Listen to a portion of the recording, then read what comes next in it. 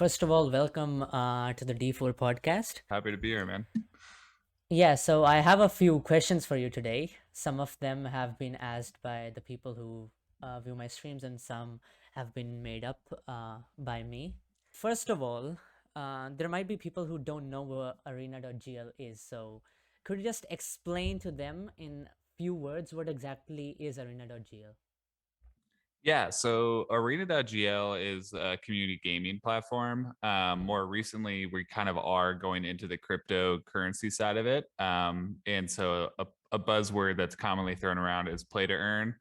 And a little nuance that we like to have is like play and earn. Like we really want people to be able to play their favorite games or do whatever they like to do with their gaming communities and earn rewards and tokens for those things.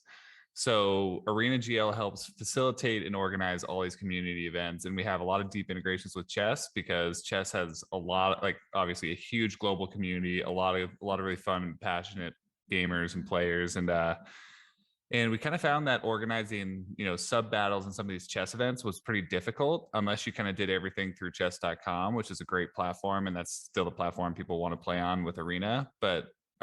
Um, but Arena really helps getting the communities together, match the communities up, and kind of just facilitating the process for putting together sub battles or chess events that, or even events that might span multiple game types. So Arena is really just a gaming platform that allows gaming organizers and players to kind of find each other and organize events more easily. Yeah, so when did you come up with the idea of Arena.gl and who all are behind this? Yeah. Yeah. So I'm one of the co-founders and I'm the CTO of Arena. There's two other founders, my brother who is the COO and Chase who's the CEO. So I came up with the idea about 3 years ago now. So in like September of 2019, and Arena was actually like a competitive wagering platform with cryptocurrency. So the original version one was we would basically find people, and it was more targeted towards like battle royales, like Fortnite, Players Unknown Battlegrounds, those types of games where Yeah. if you wanted to bet $1 against 100 other people that have bet $1, we would like find a game and match everybody up. Everybody would put $1 of cryptocurrency into what are called like a smart contracts, which is basically like a programmable Yeah. contract that will automatically like automatically do things. And so people would put a bunch of money into this smart contract. People would go play their game, and then the contract would automatically pay out the winner. So that was kind of the original idea of Arena, was kind of this like very competitive wagering platform, and that was really good. But like the friction of crypto, we found just to be too difficult in 2019, and we still felt like there was a lot of missing pieces for gaming infrastructure. When we started organizing these events, we realized that like making brackets was hard, organizing people was hard, like finding people was hard. And these were the same problems a lot of moderators and community organizers and people like yourself, when they're just trying to like organize events and organize communities, it's hard, and it's hard to have all the right tools. And so we kind of just took a step back from like the esports kind of wagering, and we're like, we kind of need all these tools anyways for this to be a really good Yeah. platform. So let's build out all those tools first, and then we'll come back to the wagering later. And so yeah, the wagering is kind of, that stuff is like going to kind of start teasing its way back into the platform for people, because now we have like a lot more users, a lot more functionality, a lot more reasons to wager. So that's like going to kind of start coming back into it. But yeah, so that was the original idea, and then that's kind of how we got here over about 3 years. Yeah, so when the lockdown hit, everything turned online, right? So before that, there were many organizers who would do awesome in offline chess tournaments in OTB and all of that stuff. But once everything came online, nobody had a perfect way to organize a tournament. And so Yeah. Arena has been helping a lot with that recently. Oh, how did you guys get into chess? Was it just like a heat of the moment and like an idea struck, or what was it? Uh, so so me and my brother used to, when we used to live together, we got a chessboard as a Christmas gift. Oh, nice. And I decided we were gonna just leave the chessboard out on a table, and we just, whenever one of us walked by and it was the other person's turn, you just would make a move. And so just like we'd end up playing chess over the course of several days. It'd be this really slow moves. I was really tired of losing all the time to my older brother. So I found chess.com, and I started doing all the puzzles and doing all this stuff. And then me and my brother we kind of discovered Blitz at this time. We didn't really know Blitz and Bullet was a thing. And that really was like we kind of fell in love with that, and we got the tournament chess timers, we got the tournament board. A lot of boards were flipped, and there was a lot of anger of losing, but we loved it. And so we fell in love with chess, and that was probably like 5 years ago. And then as we built Arena, we were just trying to find inroads into communities.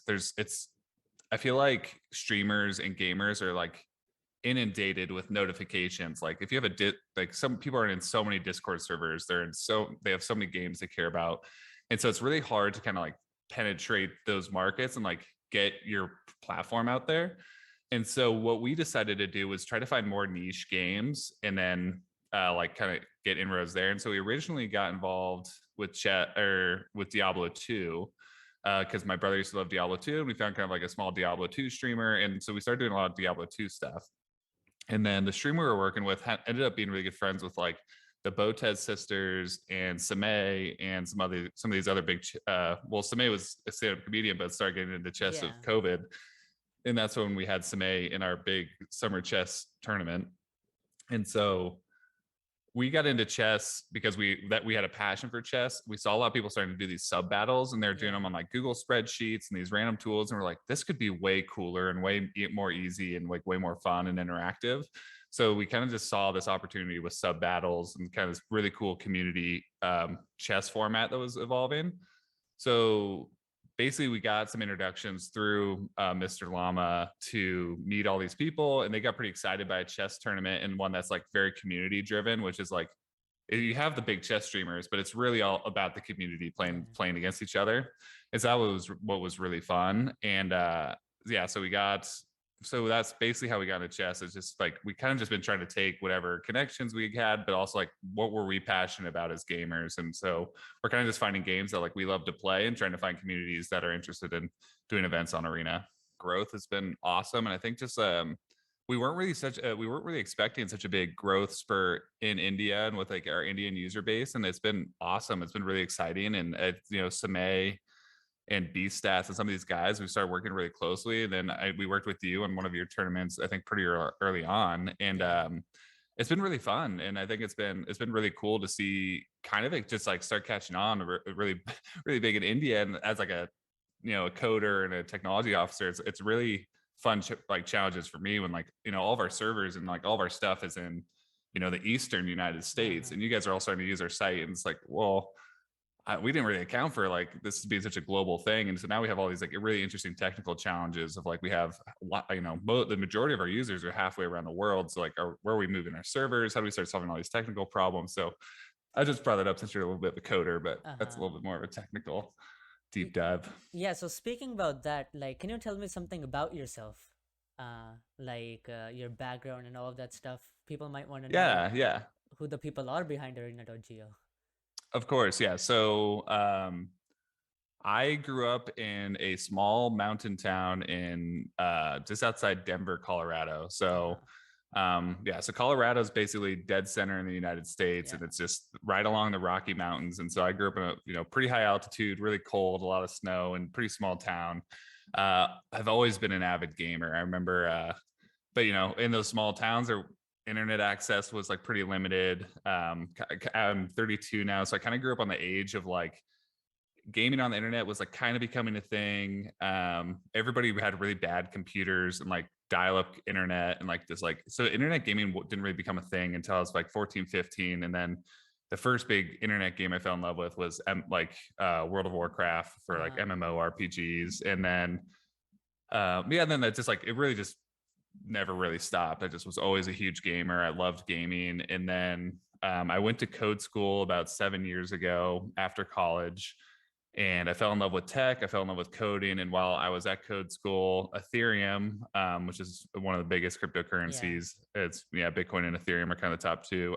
Ethereum was launched, and then that's kind of fueled my spark for cryptocurrencies and Ethereum, and kind of this like what I believe to be like the future of digital currencies and assets. And then as I and I so I used to so after I got into cryptocurrencies, I went to go work for a really big exchange called Shapeshift, and I did a lot of work in cryptocurrencies. But I kind of always felt myself wanting to get back into gaming, and I really felt like there's this really cool overlap with like Uh-huh. community gaming and cryptocurrencies, and so that's kind of where Arena got started. And I met Chase at Shapeshift, What's as he is one of Shapeshift? like the big. What is So it? Shapeshift is a yeah, so it was a cryptocurrency exchange, and so Oh, they're big. it's like a They're convention or big. something? Excuse me. It's like a convention or something?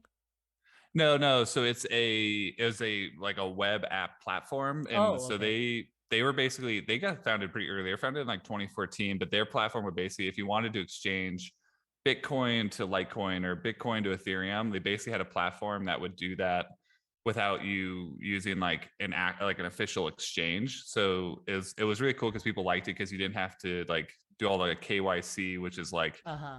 yeah, give Verification. Yeah. all your verification information steps. Basically you could just say Shapeshift. It basically worked by saying, here's like if you're trading from Bitcoin to Ethereum, they'd be like, all right, send your Bitcoin to this address and then give us the address you want Ethereum at, and they just handled all the exchange. Mm. And so that's where I worked, and I did a lot of stuff there. And then that's where I met Chase, and Chase did like a lot of the business development and marketing, and now he does like all of our like kind of like CEO related stuff. So Uh-huh. marketing, sales, and a lot of like growth stuff. He does tons of podcasts. Yeah. And goes to all the conferences. So he's all over.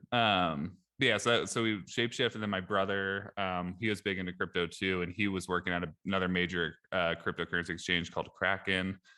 And then we kind of had the idea for Arena, and we got funding almost exactly a year ago, and so we've been all full time on Arena for about a year now. And one more thing. Did you say you were 32? Yeah. Oh my God, you don't look 32, bro. When I saw you come into the Zoom meeting, I was like, this guy looks like max 20, maximum 25.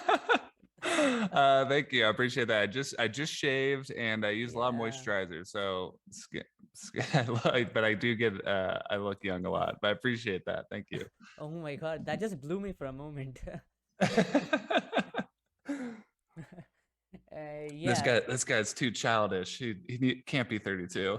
Yeah, no, no, that's not I was thinking that I was just um looking at your face and just trying to judge you. Yeah, I'm not no, that's it fine. wasn't something in the negative No, sense, I'm yeah. I'm just I'm just teasing.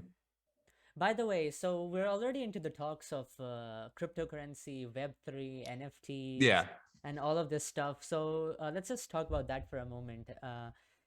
So how does Arena.gl gonna be integrated with the blockchain in the future? Because I see you guys now have an option to connect your Ethereum account through MetaMask and all of that stuff.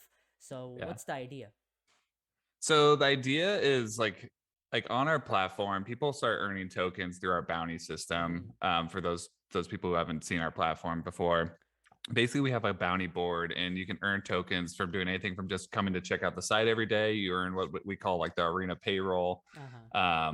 You can spend them on hackers, and hackers is kind of like our fun Fun. early iteration of like an avatar that lets you like get these different attributes where you can unlock more bounties. We're adding a bunch of really fun Yeah. features that I'm we're pretty excited about, so the hackers are just like only going to get more fun.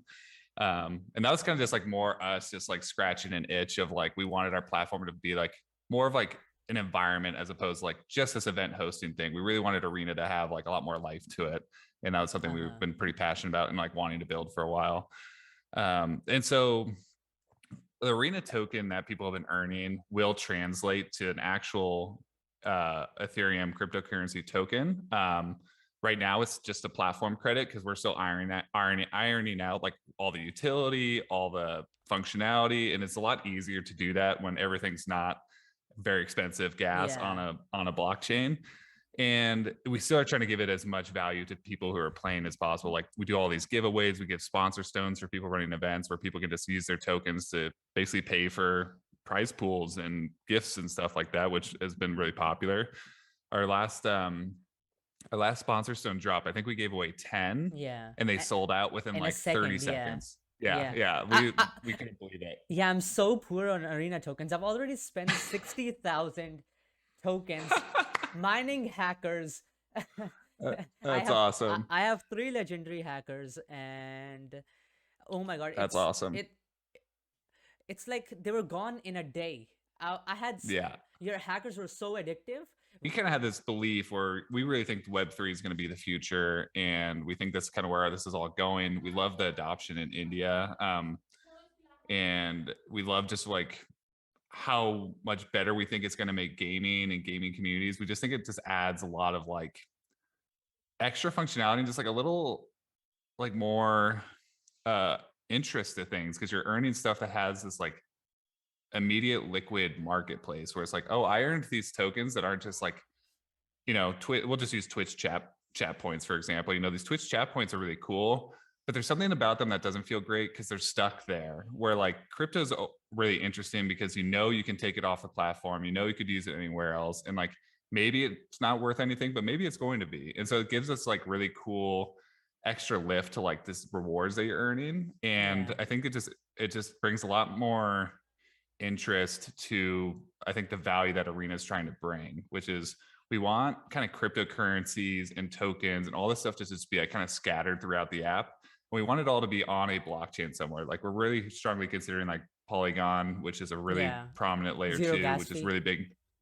Yeah, Yeah. with like zero to no gas fees. But it's really cheap because I think the biggest problem we see with like Ethereum, like layer one stuff right now is it is like just price prohibitive. Like especially like this NFT boom and stuff. Like a lot of the world is priced out of participating. Like a lot of people can't spend 500 like USD to on gas fees. Yeah. Like it's just prohibitively expensive, and like so I think a lot of people are missing out on like what's going to be this really cool next wave, and like we really want to position ourselves to be able to capture all these gamers and all these community members and really show them why NFTs are cool, why earning these tokens are cool, and do it in a way that's pretty inexpensive.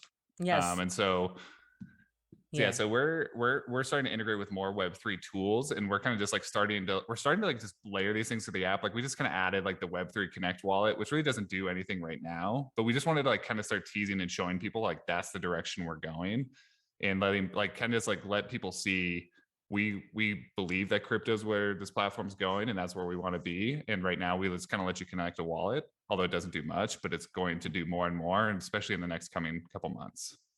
We have endless ideas, and there might be an Arena NFT drop on the way soon, and there's going to be a lot more to follow. Yeah, So guys, exclusive stuff. yeah, exclusive stuff. So there might be a couple really cool things coming out. Yeah, so basically I had a question. Yeah. So so the blockchain and all of these cryptocurrencies basically work on one simple principle, is that scarcity and the availability of the token, right? So for example, we have Arena is connected with the Ethereum wallet or something, with the blockchain. If tokens are provided easily just for logging in every day, don't you think the value of the Arena token or anything would go down, because everyone would have tokens and they would convert it into cryptocurrency? So that's a good question. So tokenomics is a really popular word, and let me just bring up a couple notes I had on it because I wanted to kind of share how I felt about it. But basically, like there's kind of like two key components with tokenomics is there's like supply and demand. And Uh-huh. so supply is basically just like, is your token inflationary, deflationary, and all those things?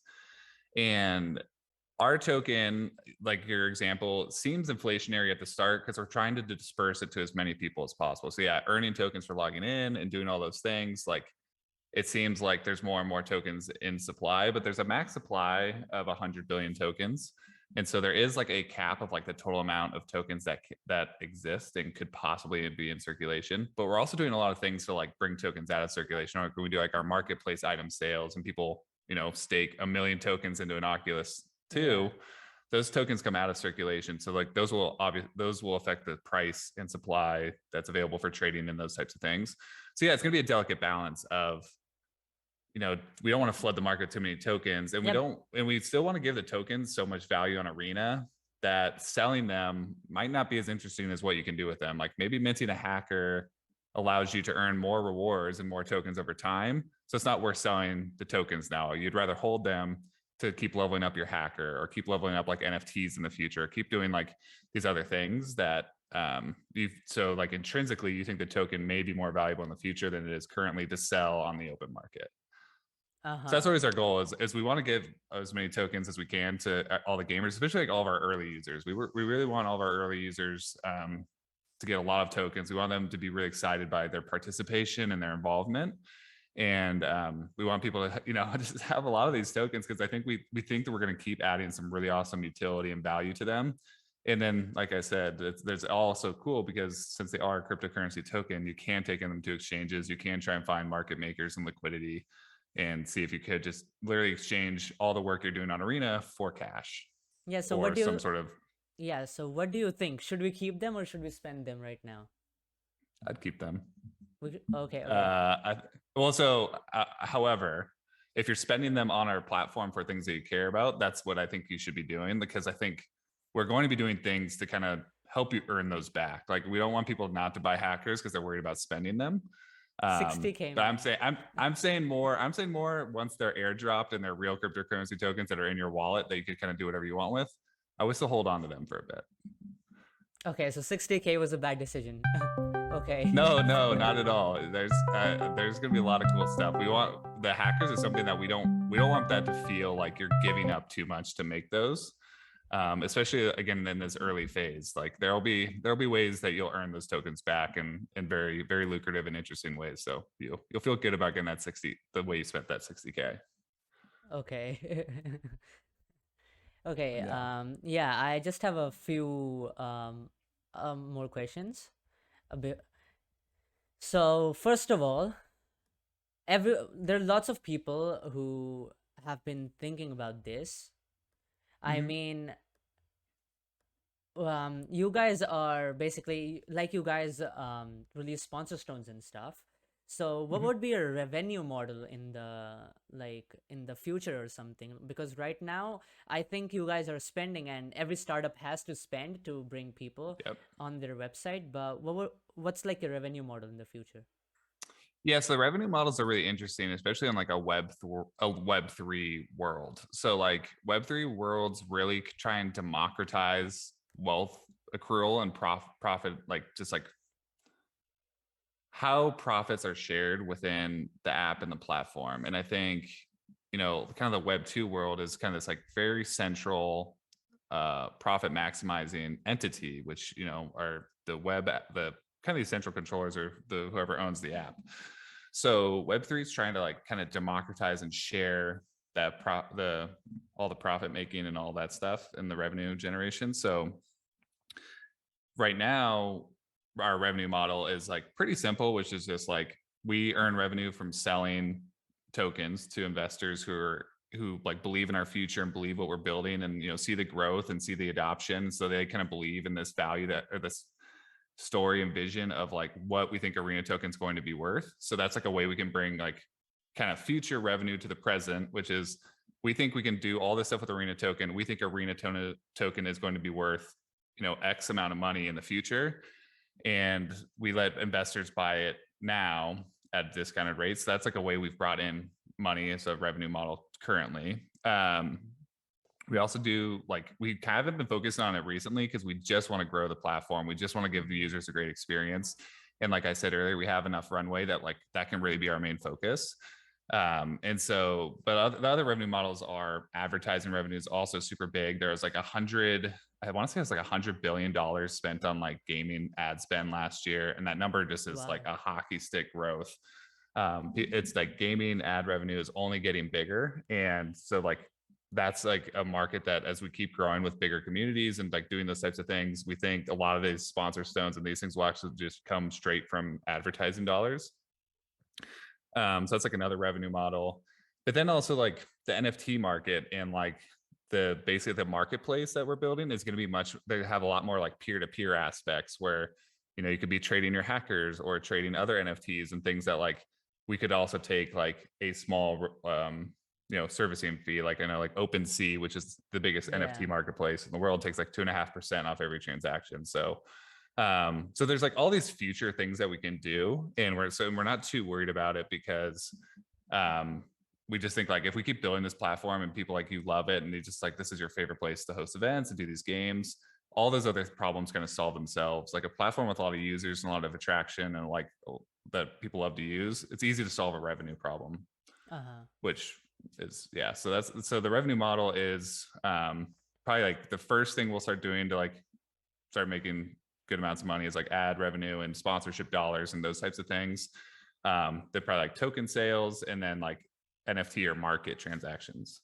Uh-huh. So speaking of startups, what are some hurdles that came in your journey to be making Arena.gl the thing it is right now? And could you just give us some Yeah. light and stuff on how a person can actually, what should be the motivation to Yeah. start to actually make a move in the startup industry, and how do you keep your motivation high?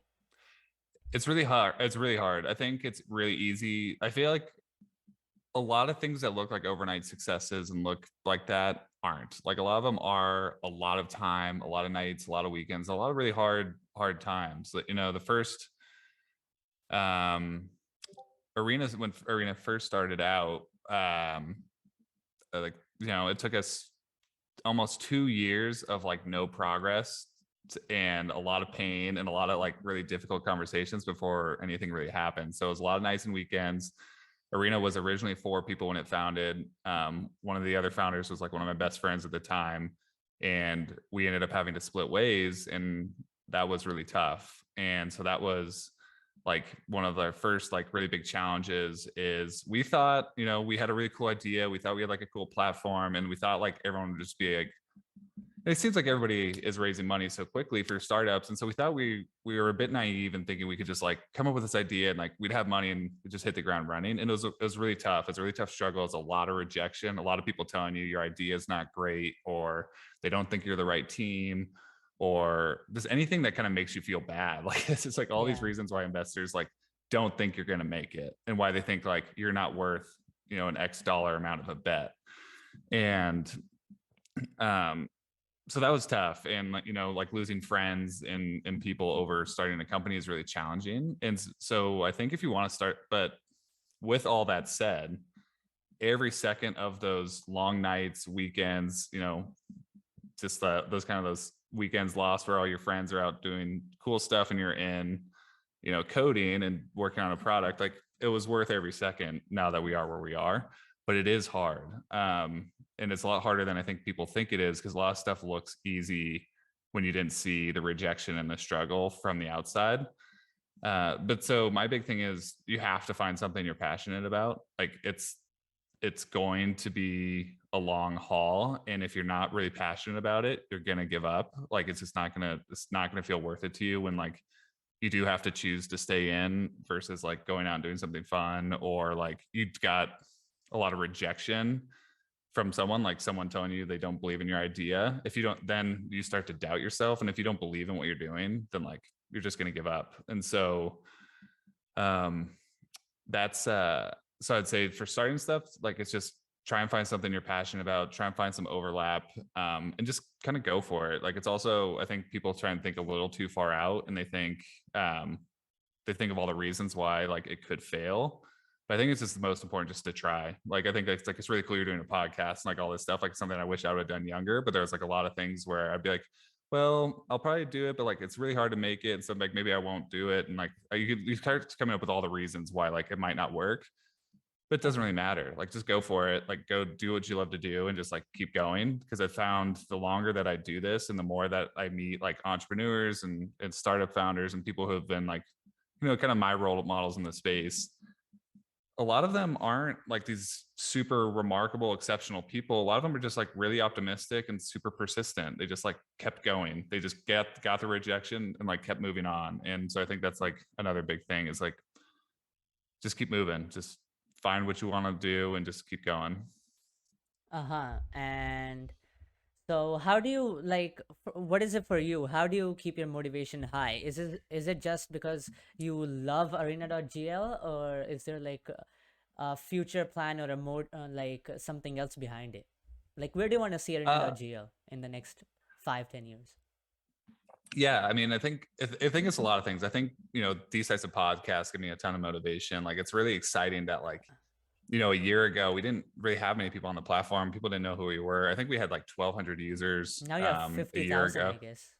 Yeah, we have 55,000 users today. So been like a really fun growth. And so like I get a ton of motivation from like, as much as I don't like getting support tickets because I feel bad, like I don't like that people have bugs in our platform and people have bad experiences. It's really cool to see how much people want to use our platform and like how much like interaction we're getting and the events that are getting run. It's just really cool. Like I said, when we sold out that sponsor stone in like 2 seconds, I was like, Yeah. this is insane. Like, this is so cool that people are like, people set their alarm clocks for like 3 a.m. to wake up to like try and get one. And it's just, it's something like stuff like that gives me a lot of motivation because I feel like I'm starting to see the value we're providing and that people love what we're doing. And so that gives me a lot of motivation um, to keep going. What is like your what do you think, where will Arena be in the next 5-10 years? Yeah. Yeah. Sorry. That was the second part of your question. Yeah. So our goal is to be like, personally, I feel like with the NFT growth and a lot of the crypto stuff, there's a lot of projects that are a lot of promises. And I think we want to kind of be like a gold standard of like, this is how you do things well. Like, this is how like you Uh-huh. do NFTs well. This is how you do cryptocurrencies well. This is how you build an app that's like very useful and like makes it easy to interact with blockchain technology and stuff like that. Cause like there's still a lot of friction. That's like why it hasn't a lot of adoption. And I think um so I think that I want to kind of like Arena in 5 to 10 years to kind of be this like gold standard of like, this is how you introduce like cryptocurrency to like a gaming platform. Cause there's Uh-huh. kind of all these Web2 platforms that like I want to get in the space and they don't know how to do it. But like we're kind of doing it right now. And I think we're kind of developing a rubric of what works. And so in 5 to 10 years, I'd love like Arena to just be like this really cool gaming platform that's like a gold standard for like how to introduce cryptocurrency to the world and like to gamers and like make it really fun and useful and not Uh-huh. just a cash grab like a lot of these projects seem to be. A lot of them just seem to be like, let's make a lot of money and then we'll talk later. So so I really want to like bring usefulness and like really focus on gamers and like be a this platform that they didn't add NFTs for money. They added it because the gamers were going to find it really helpful and find it really useful. And then I don't know, in 5 to 10 years, I just would like to keep growing. I would love to be like, I'd love to be doing like premier leagues and potentially like Uh-huh. helping field like esports teams, not necessarily arena branded, but like helping other people who wanted to sponsor esports or like have build their own esports team. So I kind of would love to see the platform continue to grow. I'd love to have like more deep gaming integrations with like earning and events and matchmaking and stuff like that. But we're still so early and there's like so many different fun things that we're working on. So like that vision can change every day. Uh-huh. But Yeah. I just want to be a platform that gamers love and that cryptocurrency really enabled to take their passion to the next level. Yeah, so there are so many people who are not aware of NFTs at the moment. Mm-hmm. So yeah, so basic some people just say that you can like just copy paste an image and then tada, you have an image. Why do you have to pay so much for it? And some of the people don't get the point that you would become the actual owner of that stuff. I mean, if Mm. you like copy paste and trans and like send it to someone, you're not the owner of it. What's your like, could you explain in a few words what exactly an NFT would be, and like could you just tell the benefits of it basically? Yeah, of course. So yeah, I mean, I think that's always like the very good argument is like, and it so the NFT craze started almost exactly a year ago when NBA Top Shots started releasing what are called moments, and basically you could get a pack of moments, which basically just like little clips of like an NBA player or like a play that happened in the basketball league, and people were immediately confused because one of them sold for like $50,000, and people are like, I can just go watch that clip on YouTube. Like, why Uh-huh. was that? Why would I buy this thing? And humans kind of have this like underlying desire to own something, especially if it's scarce. And so it's the same reason why like it's you could have a picture of a Banksy, but like there's something special about owning like the real Banksy or like, owning like a real piece of art versus just the copy of it. And so we're kind of in this transitionary period where like we're turning physical ownership into like digital ownership. And so NFTs enable that in a way that's like publicly like provable. And so for example, like when you're collecting stuff, you really like collecting stuff is first off, like when people collect things, it always doesn't really make sense to the people who aren't the collectors of those things. Like Uh-huh. collecting stuff always seems nonsensical if it's something you're not interested in until you're interested in that. But like people who collect, stamps or coins or art or like some of that stuff just doesn't really make sense unless you're passionate about it. So I would say always like NFTs aren't for everybody because a lot of people don't find collecting interesting. It's not for everyone, but there is something cool about having something that's like provably scarce and you're the only owner of that thing in the world. Right now, it's really hard to do that in a Web2 world where it's like, for example, like if some site gave you a card or an image and you're like you're the only person who holds this image, and if it's not an NFT, you have no way of knowing that. You kind of have to take their word for it.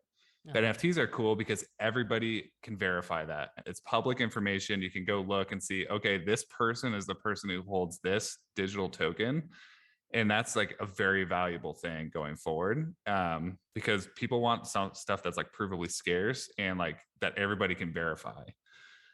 And so NFTs right now are very associated with art, and that's kind of like where they are right now. But NFTs will be associated with like almost any digital item because it's also really valuable to have something that's like very liquid. And so the hard thing about owning a piece of art, for example, if you wanted to sell a $10 million piece of art, is like, where do you store it? How do you have the auction? How do you find people who are interested? And like, how do people like verify that that's the real piece of art? So it's this huge ordeal and this huge process. But like a digital NFT, you can do that instantly. You can basically go to an exchange, put your NFT for sale, like OpenSea. Everybody can see it. Everybody knows that it's real because you're the only one that can possibly have it because it's all provable.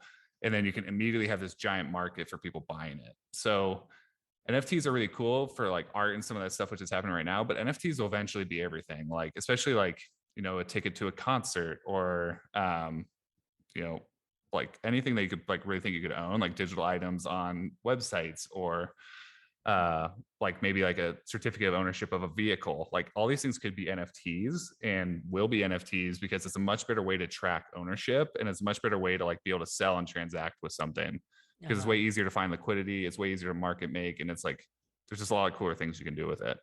Yeah, right now there are two types of NFTs. One that actually have a purpose, and one that are just on the platform. Because right now, because I don't think NFTs can actually be regulated. Because like on Arena.gl, you have an NFT, and that has some value because we are getting tokens out of it. But Mm-hmm. there are so many NFTs on like OpenSea and stuff that don't have any value, Yeah. and but they are selling for really high. So Yeah. yeah, so there are some NFTs that are like a ticket to go into the metaverse or something. You can like a character or something, and you can use it in the metaverse. Those have a value. Those have a meaning behind it. Mm-hmm. But the things that don't have a value, why do you think they are being sold for so high? Is it just because people don't know what exactly NFTs are and they're just going into the pool without thinking about it, just putting up their money? Um, on it without any research. And so, what do you think on the situation? Yeah, so we're in a super interesting time with the NFT stuff, which is like there's art, then admittedly some people are like just art projects. And I think there's something really cool about like if we believe that NFTs are the future, it might be really cool to own one that's from like the origin of this, the future of like how we transact digitally. Like, so I think there's a lot of like desire. Again, it's kind of like this like weird primal desire for like ownership of something scarce and that's like provably scarce, and like knowing that no one else can hold it. And so like these Bored Apes and these CryptoPunks, like CryptoPunks especially, I think one just sold for $23 million, Yeah.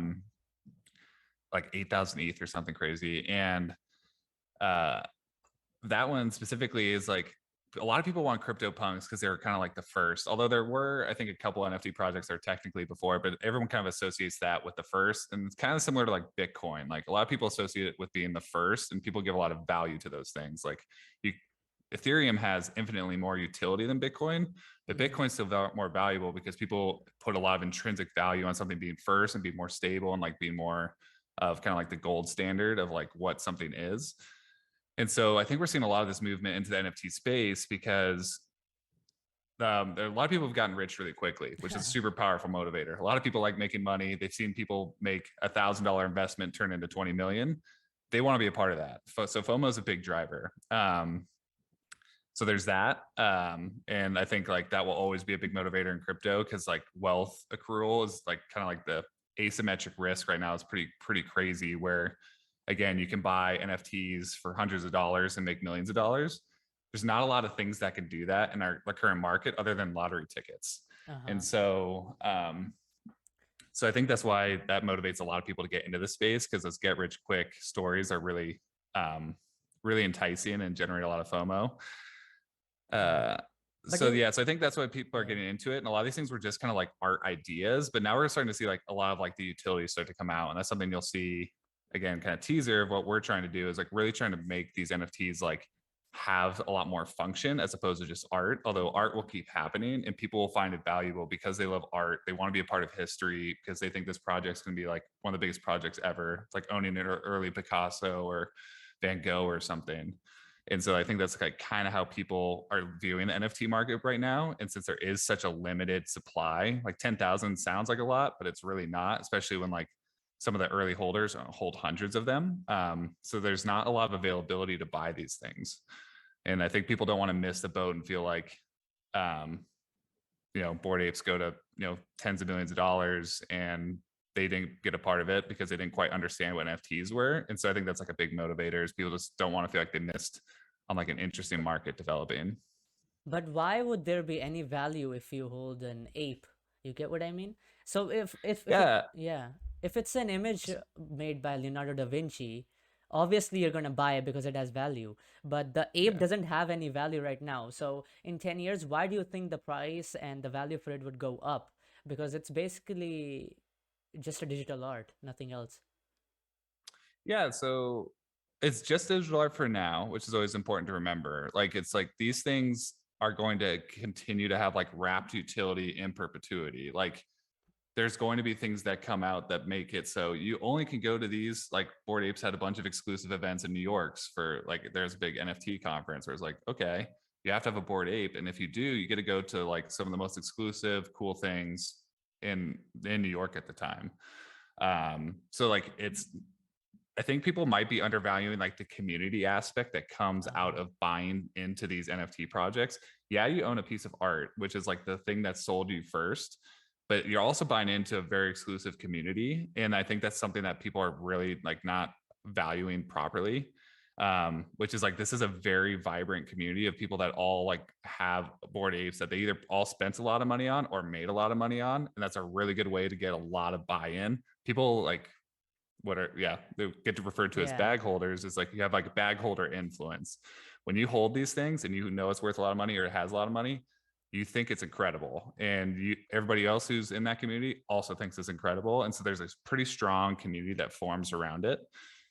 And so that's also why these things like continue to kind of keep creeping up is like this community keeps boasting about how incredible it is. And then they find wealthier friends and more people that are more interested in like people who feel like they're left out. And now Justin Bieber's buying one, Yeah. Antonio Brown's buying them. They're all buying them. And so I think that's like part of it, which is like, I think you kind of have to look past the art. The art is kind of like the form of it is, and then the function is still being delivered, but it's like, you're not so much buying just the art as you are buying into a community and potentially a speculative asset, which also is a powerful thing. And it does make you question like what is value. And like you said earlier, like we know Da Vinci's like would be sell for a lot. So that's why we know we'd buy it. But it's like, why does Yeah. it sell for a lot? Why is it any more valuable than any other artist? And it's like a lot of times it's narrative, it's story, it's you get access to exclusive events or clubs, or like you get to be a part of this exclusive community of people that hold Da Vinci's, which is not many. So that's like kind of the thing that again it doesn't really make sense because it's like, oh, it's just a JPEG, but it's really Yeah. a lot more than that. There's a lot of risk in it though. Everyone should actually Oh, understand. Everyone who's watching absolutely. should actually understand that NFTs can be good, but you have to put money on it after thinking a lot. Just don't like put the money inside and then just regret because I, not I, everything I will increase in value. Yeah, absolutely. I think again, we like to pick out success stories. We like to find the Yeah. 1% and think that's how it is. the majority of NFT projects fail, and the majority of NFT projects that were made this year will go to zero. Like that's just Uh-huh. the nature of this. Like a lot of these projects are going to fail tremendously. Like a lot of them aren't anything. A lot of people who made all the money are no longer doing anything with the project. It's just going to flop. And that's like the nature of the NFTs. So it's like kind of these two conflating ideas that like are true, which is like NFTs are mostly a scam, but Uh-huh. NFTs are the future of like all digital assets. And that's kind of that's like what I believe is like most NFTs are just like not really that valuable yet. It's a lot of get rich quick schemes. It's a lot of like what it's called rug pulling, where people make a lot of money and back out and just kind of take the cash and leave. And then there's also like the underlying value of why that NFT was able to raise so much money isn't changing and it's only getting better. And I think there's just going to be more and more projects that come to life that really show you the value of NFTs and why they're cool and like why you're gonna like they're just gonna be such a big part of all of our Uh-huh. lives in the next 5 years. Yeah, so the last thing for today, do you own any NFTs yourself? And do you actually have land on the metaverse? Yes and yes. I love NFTs. I think it's super cool. You I want to think share which one? they're yeah, I can share. So I bought some stoner cats, I'm which I'm are not sure what they are, so sorry. stoner Yeah. cats got popular because they got popular because like Vitalik, who's the creator of Ethereum, Mila Kunis, and Ashton Kutcher, who are really big American celebrities, all kind of start backing this project because it was going to be more of like an NFT represents like a character in a cartoon show that they're Uh-huh. making, and you got like exclusive access to like the cartoon. You got Oh, exclusive wow. access to like all these like writing rooms. You could submit ideas for the show, and like so I thought it was this really cool idea. I thought it was this like really cool, unique thing, and because it was the first NFT that felt like it was really bringing a lot of utility. Because this was still pretty early last summer, and that was like right after Bored Apes and all this stuff. So that's what. So I got into that one. I got into a couple more that I don't want to share because they flopped big time. So I lost some money on those. And then but there's a lot of really cool ones, like the Zuki one is really cool. That's like a really big in the Asian markets and more of like an anime style art. This one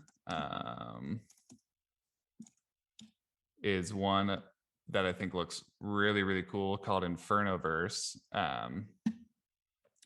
They are kind of doing, they have like a bunch of like AAA game studios working on it, Oh, and nice. basically like when you get, so their cool thing is like when you get an NFT, you get a key, and when you get that key, you basically like unlock a loot box that's like gonna have like your set of armor, and that armor is actually gonna be the armor your character wears in like the video game they're Oh, developing. nice. And so it's gonna really like bring NFTs to life as far as like this marketplace for like getting helmets and breastplates and like all the things that you can get, and then you'll need that armor to equip your character in their video game. So it's pretty cool. So there's just like, I think that's gonna be more the trend over the next year, is like I think to have NFTs that have like a lot more utility and interesting stuff, it took a little bit more time to develop than kind of the art projects. Like a lot of these art projects, they could make the art in a couple weeks and start selling, but people who wanted to do like a AAA studio video game, that took like a lot more coordination, a lot more art, and it took, these have been going on for 6 or 7 months. Uh-huh.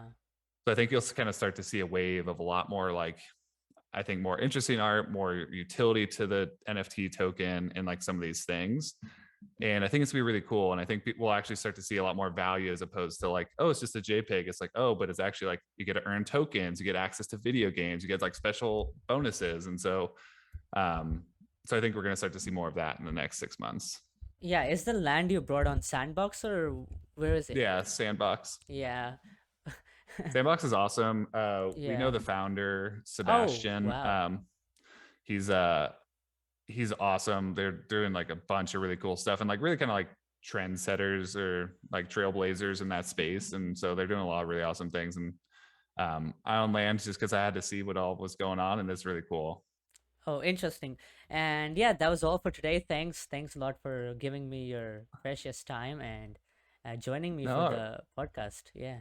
of course, man. I really appreciate it. It's an awesome podcast. I hope everything goes well and that everyone, no one gets too upset by anything I just said. I hope nothing was too Yeah, nothing was, yeah. confrontational. But yeah, no, and yeah, I really appreciate it. I appreciate you using Arena and all the communities. Like our Arena team like loves our Indian communities and loves how much like it's grown, and we're really excited to see where that's going to keep going over the next 6 months.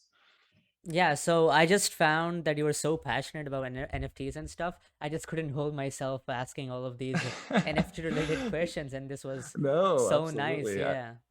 Well, I love to talk about it, but there always is like this weird thing right now with I think NFTs are getting a really bad rap with gamers because a lot of Yeah. people are getting scammed, and I think some gamers don't want to be like forced to use NFT in games. And I think that's like something we're trying to be really cognizant of is like we want to be like a gaming first platform, and we want NFTs to just be this additive thing. We want it to be these hackers that give you bonuses. We want it to be really frictionless. We want it to be like really inexpensive. We don't want these things to cost hundreds of dollars, and that's why we want to do stuff on like Polygon where it's maybe Uh-huh. $1 or 50 cents, and like you have this thing that you can like interact with the site stuff. So like, yeah, as much as I love NFTs, I'm very aware of like the sentiment of them, which is like I think kind of up in the air, and we just want to make sure we're always focusing on like gaming and utility first, and making sure everyone has a good experience, and then we'll start introducing crypto a little bit more and more. Yeah, that's all. Thanks, man. Thanks for coming. Yeah, And thank yeah, you. Really appreciate you having me, man. yeah.